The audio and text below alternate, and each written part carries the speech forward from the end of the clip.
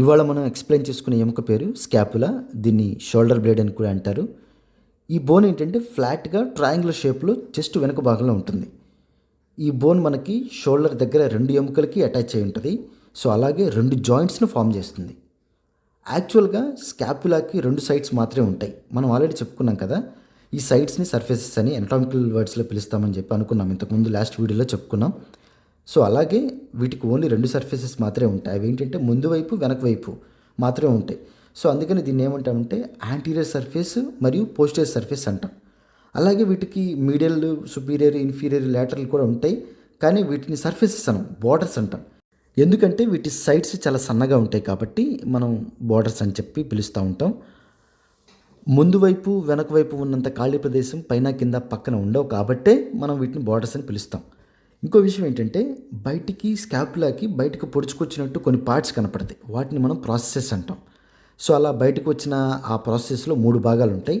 అవేంటంటే spinous process, acromion process and coronoid process.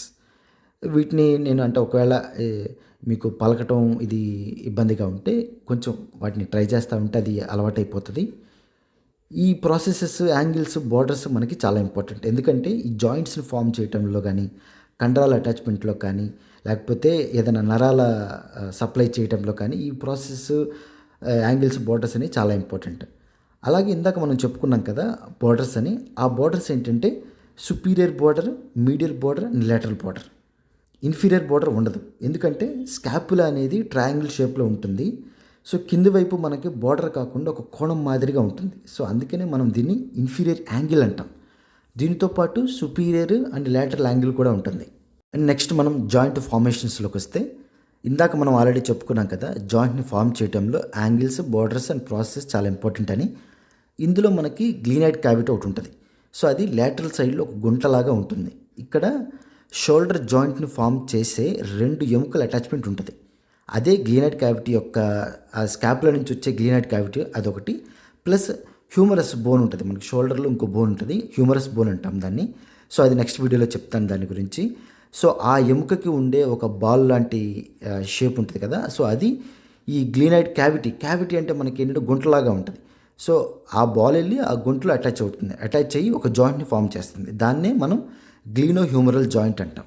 So, ఇదేంటంటే ball and socket joint లాగా ఉంటుంది కాబట్టి దీన్ని బాల్ అండ్ సాకెట్ జాయింట్ అని కూడా అంటారు. అలాగే ఇందాక మనం ప్రాసెసెస్ గురించి చెప్పుకున్నాం కదా! అందులో ఒక ప్రాసెస్ ఏంటంటే ఆక్రోమియన్ ప్రాసెస్. ఇదేం చేస్తుందంటే ఇది కూడా ఒక జాయింట్ని ఫామ్ చేస్తుంది. అది ఎలా? క్లావికిల్ ఉంది కదా! క్లావికిల్ మనం లాస్ట్ టైం వీడియోలో చెప్పుకున్నట్లుగా లేటరల్ 1/3 భాగం అనేది ఆ క్లావికిల్ స్కాపులాలో ఉన్న ఆక్రోమియన్ ప్రాసెస్కి అటాచ్ అయి ఉంటుంది. So, lateral 1/3 of the clavicle అలాగే స్కాపులాలో ఉన్న ఆక్రోమియన్ ప్రాసెస్ అనేది 2 కలిసి ఒక జాయింట్ని ఫామ్ చేస్తుంది. దాన్నే మనం ఆక్రోమియో క్లావిక్యులర్ జాయింట్ అంటాం. ఇలా బోన్ నేమ్స్ కానీ లేకపోతే వాటి పార్ట్స్ నేమ్స్ కానీ ప్రతి వాటితో లింక్ అయి ఉంటాయి. మనకి అటాచ్ అయ్యే కండరాల నుంచి కానీ లేకపోతే నరాల నుంచి కానీ ప్రతిదానికి ఈ ఎముకల పేర్లతో లింక్ అయి ఉంటాయి. సో, అందుకని గుర్తుపెట్టుకోవాలి కంపల్సరీగా. మనకి బోన్స్ కానీ వాటి పార్ట్స్ కానీ కంపల్సరీ గుర్తుపెట్టుకోవాలి. నేను చెప్పేది ఏంటంటే మ్యాక్సిమం నేను ఓన్లీ బేసిక్స్ మాత్రమే చెప్తున్నాను. నర్వ్స్ కానీ వాటి కండరాల గురించి కానీ సపరేట్గా నేను వీడియో చేస్తాను. ఎందుకంటే ముందు మీకు బేసిక్స్ వాటి పార్ట్స్ తెలిస్తేనే ఈ మజిల్స్ గురించి, నర్వ్స్ గురించి ఈజీగా ఐడెంటిఫై చేసుకోవచ్చు. మనం ఐడెంటిఫై చేసుకునే ప్లస్ గుర్తుంచుకోవచ్చు కూడా. సో, అందుకని మీకు ఓన్లీ నేను బేసిక్స్ మాత్రమే చెప్తున్నాను. ఇంకా ఫైనల్గా ఏంటంటే క్లినికల్ అనాటమీ. ఇందులో మెయిన్గా ఫ్రాక్చర్స్ అవ్వటం లేదా ఇంజురీస్ అవ్వటం, పుట్టుకతో ఏదైనా సమస్య ఉండటం వల్ల స్కాపులా లేకపోవటం లేదా స్కాపులా ఫార్మేషన్ అనేది సరిగ్గా జరగకపోవటం. దాంతోపాటు ఇంకో కండిషన్ ఉంది, వింగింగ్ ఆఫ్ స్కాపులా అంటారు.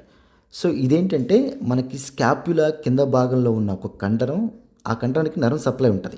సో, ఆ నర్వ్ సప్లై అనేది జరగకపోవటం వల్ల ఈ కండరం పనితీరు అనేది ఉండదు. సో, దానివల్ల స్కాపులాలో యాక్షన్ ఉండదు, స్కాపులాలో మూమెంట్ ఉండదు. సో, స్కాపులాలో మూమెంట్ లేకపోతే భుజంలో కూడా కొన్ని రకాల మూమెంట్స్ ఉండవు. సో, దానివల్ల ఈ భుజం అనేది కిందకి వేలాడేసినట్టు ఉండిపోతుంది అనమాట. అంటే ఒక వింగింగ్ ఆఫ్ స్కాపులా వేలాడేసినట్టు ఉండిపోతుంది. దీన్నే మనం వింగింగ్ ఆఫ్ స్కాపులా అంటాం. సో, ఇది మనం వాటి వీడియో ఈ స్కాపులా గురించి. నెక్స్ట్ వీడియోలో ఇంకో బోన్ గురించి తెలుసుకుందాం. సో, అలాగే ఛానల్కి ఎవరైనా కొత్త వాళ్ళు వస్తే సబ్స్క్రైబ్ చేయండి. మీ ఫ్రెండ్స్కి, మీ రిలేటివ్స్కి షేర్ చేయండి. ఇన్ఫర్మేటివ్గా ఉంటే మ్యాక్సిమం ఏంటంటే ఇది మెడికల్ స్టూడెంట్స్కి ఎక్కువగా ఇన్ఫర్మేటివ్గా ఉంటుందని వీడియోస్ చేస్తున్నాము. ఎవరైనా సరే